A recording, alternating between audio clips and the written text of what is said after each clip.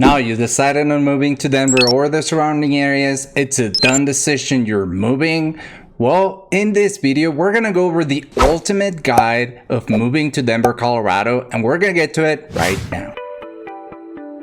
What's up everybody, this is Angel and I'm a real estate agent over here in Denver, Colorado. And the first thing you gotta do when you decide to move to Denver is set your priorities straight. And I say it because it's so important that you know what kind of lifestyle do you want. Do you have kids? Do you care for schools? Do you want to be in the mountains? Are you retired?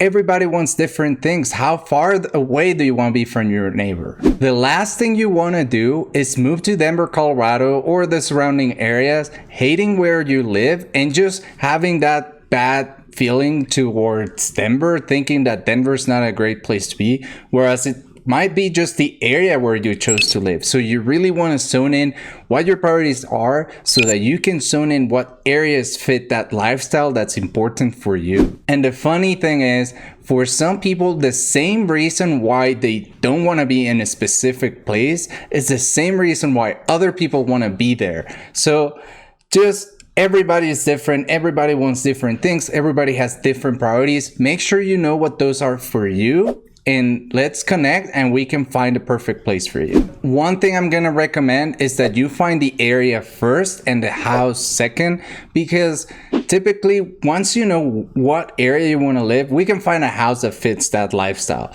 Because I had some instances in the past where some people told me, hey, I found the house, here's where it is. They move into the house and then they don't end up liking it. They have to leave a few years later. That's something you don't want to happen to you. They found their perfect house in Zillow, you know, their 3-bedroom, 2-bedroom home, and they thought it was perfect for their lifestyle, whereas it wasn't, just because of the area where the house was, not the house itself. So that's my recommendation to you. I just want to take a second to say, I'm a real estate agent, and if you're thinking of moving to Denver, Colorado, reach out for a private one-on-one conversation where we're going to go over what you like and especially what you don't like so that we can narrow down your search and find you the perfect spot.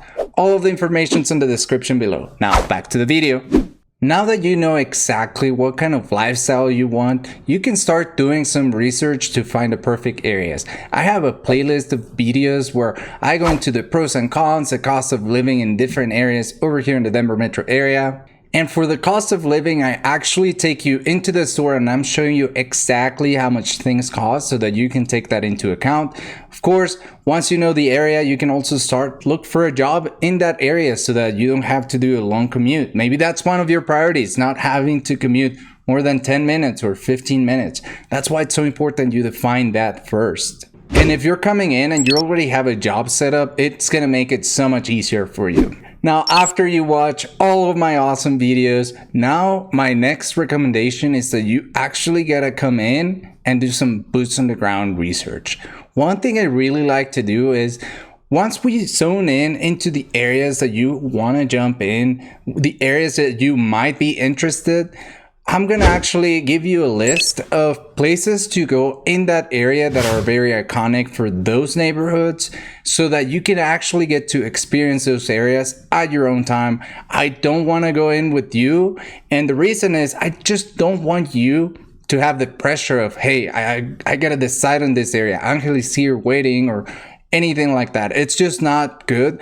I know moving is really, really stressful. I've done it many times, and I just think that adding another burden of me being there, it's just not necessary. It's just easier that you get to experience those areas on your own. Be honest with yourself. Hey, where do I want to be? I'm trying to be as much of a resource as I can, but at the end of the day, it's going to be your decision. Now, once you're in those areas, if you see an open house, go in, check it out. That's why we have open houses. Now, if you don't want that agent to be calling you or anything like that, reaching out to you, you can just say that I am your agent, and that way they're not going to be contacting you. But that's one good way for you to get the experience of living in that area without necessarily having that commitment yet. Now, I understand for a lot of people, you don't have the option of coming in early and actually checking out the areas. Maybe you're being relocated for the military or maybe just your job, not the military. So in those cases, we can actually do some of the boots on the ground research for you. We could FaceTime you and actually showing you exactly what we feel. Of course, this is not preferable. We prefer that you make the decision, but if you can't do that, then we can do as much as we can for you. Now, the fourth item that you gotta do when you're moving into Denver, especially if you're moving out of state, you gotta work with the local lender. The reason is, especially for relocation, you can't have much hiccups. I actually know somebody, I wasn't helping them buy the house, but basically, they were working with their own lender. They couldn't match the closing date from the house they were selling in their state to their new house over here in Denver. And what ended up happening is they actually had to get a storage unit. They paid for the full month. They came in with the U-Haul. They put all of their stuff in a storage, closed the house a week later, and then they had to come back in, load the U-Haul again, and then unpack. So it just created a lot more unnecessary cost, that it actually cost them more money to go with the local lender than trying to save money on the mortgage, but actually having these other expenses like the U-Haul for another week, the storage for another week. So you just don't want to have that. You want to deal with somebody where if you call them on the weekend, they're going to answer the phone. They're going to be there for you. They're going to make sure that the deal goes through. And that's what a local lender can provide that typically the national lenders can't. They typically don't answer phones on the weekends. And it goes the same way for realtors. You really need to work with somebody who understands relocation. It's just a different beast. Most realtors, they're just selling houses for their friends or family, and they're leaving one area in their market to another area in their market. And that's so much different than when you're moving from California or Texas and you gotta coordinate closing dates, you gotta coordinate the U-Haul, the movers. It's just a different beast. We have partners all across the US, so if you need an agent in your area, also reach out. I'm happy to help. Now, at this point, you gotta get some documents ready. These are some of the documents that can sneak up on you and make your relocation a little bit more stressful. So first of all, if you have kids, you gotta get your kids' school's transcripts so that you can enroll them into the new school. Second, if you have a pet, you gotta get their vet documents so that you can have those documents in case you need them when you're moving here. You wanna get birth certificates, the legal documents, the passports, and medical records. And the most important thing, you gotta have them with you, because the last thing you want is put them on a box in your U-Haul and then somehow they get lost. You wanna have those with you on your car when you're driving, or your truck. You gotta have those with you. I can't stress that enough. Now, the next step is you gotta plan to move. Reach out via email or text, and I'm happy to provide you with a checklist of most of the things that you need to plan before you move. This is going to include items like decluttering your prior home. So just as a quick example, you don't want to pack things that you're going to come up here and then throw away. So, and it also depends where you're coming from or moving to. If you live by the ocean and you like to surf, well, maybe you don't need to pack your surfing board. Things like that. Just think of what your life is going to be in Colorado. And also, I'm moving right now, and I can tell you there's things that I have, or my wife has, that we haven't used in years, and it's just a good time to declutter. You don't want to take that object into your new home. Reach out. I'm happy to share that checklist with you so that you don't forget to plan any of those items. Now, at this time, it's really good idea to start setting up your utilities, your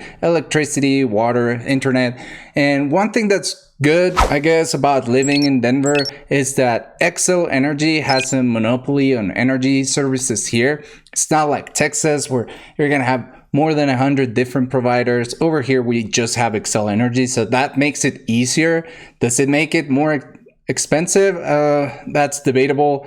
I haven't really digged into their financials, but typically monopolies have pricing controls, so they get to make any prices and people just have to pay for it. So I'm not gonna make any claims if it's better or not, but I'm gonna say it makes easier when you're moving, because now you don't have to research all of these energy companies. Now, the next thing you gotta do when you come over here to Denver, Colorado is you gotta register your car. Once you move, you have 90 days to register your car, and let me tell you, it's gonna make your life easier if you do it within those 90 days. I had a friend, he moved from Texas, and he didn't register his car for about a year.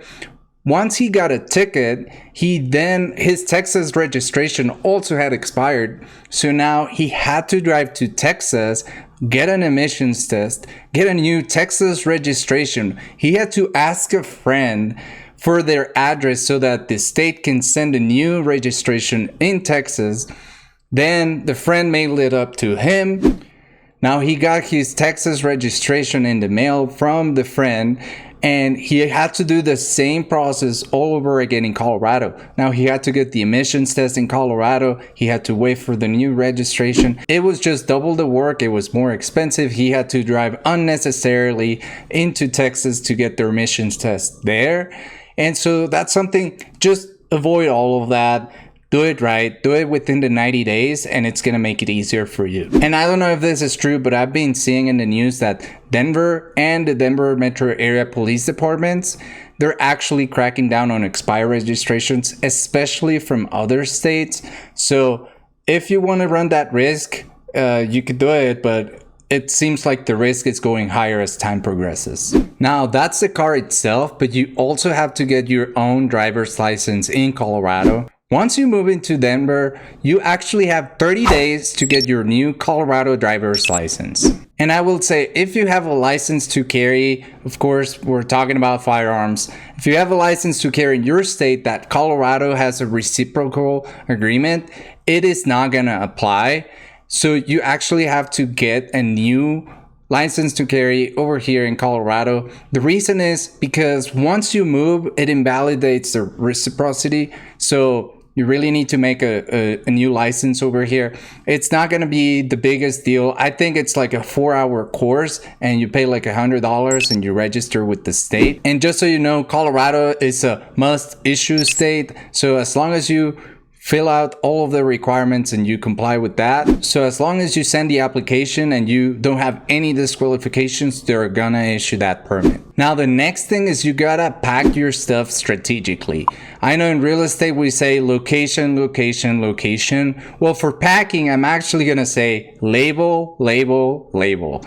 You gotta have good labels. You gotta know where your stuff is going, what's in those boxes, because not all of the boxes have the same priorities once you arrive at your new destination. And again, all of your essential items, put them all in one box, label it, and have it with you. Don't put it there on the U-Haul where it can be lost or stolen. And actually over here, I'm gonna give you a pro tip. If you're moving and you need boxes, don't pay for them. I know we have clients, they're all giving us these tips for when they were moving. This client actually found out if you go into Facebook Marketplace and you search for boxes, you're gonna have free boxes from your neighbors.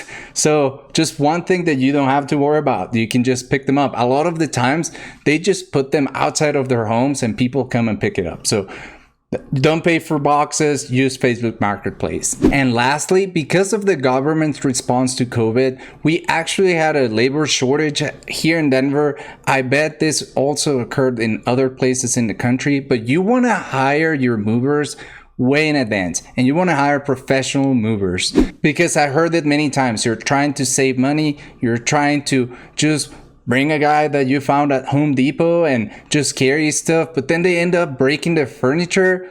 That's not what you want. You want this to be done professionally. You want to have your things arrive, especially when you're moving long distances. The boxes have to be in certain order so that it doesn't break what's inside. So hire professional movers, do it in advance. Now, moving to Denver might not be for you. Maybe you want to live in the suburbs. Maybe you want acreage. That's why you gotta reach out. Our job with this channel is giving you an honest opinion of what's like living in Denver, Colorado and the surrounding areas, and actually showing you what these places look like instead of just reading about it. So right now, hit the subscribe button. We do videos every week. They're the most in-depth videos about living in Denver, Colorado and the surrounding areas. And also leave a comment down below what areas you want to see next. Until next time, see you later.